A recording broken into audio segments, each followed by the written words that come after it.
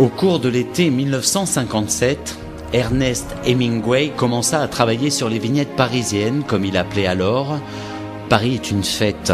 Il travailla à Cuba et emporta même le manuscrit avec lui en Espagne pendant l'été 1959, puis à Paris à l'automne de cette même année. Le livre qui resta inachevé fut publié de manière posthume en 1964, pendant 3 années ou presque qui s'écoulent entre la mort de l'auteur et la première publication. Le manuscrit subit d'importants amendements de la main des éditeurs. Aujourd'hui restitué et présenté pour la première fois le texte manuscrit original tel qu'il était au moment de la mort de l'écrivain en 1961.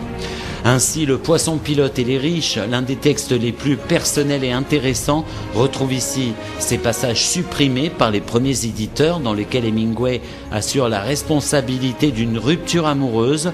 Il exprime ses remords ou encore parle de l'incroyable bonheur qu'il connut avec Pauline, sa deuxième épouse.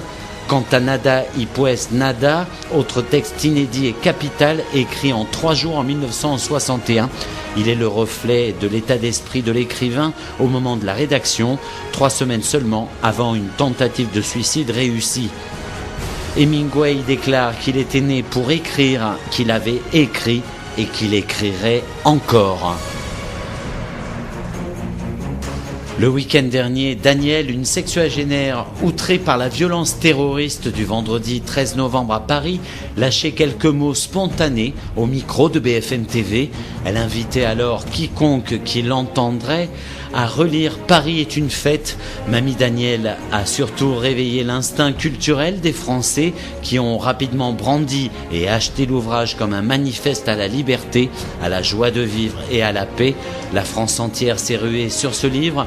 Il fut très vite en rupture de stock, forçant l'éditeur à réimprimer une 20aine de milliers d'exemplaires.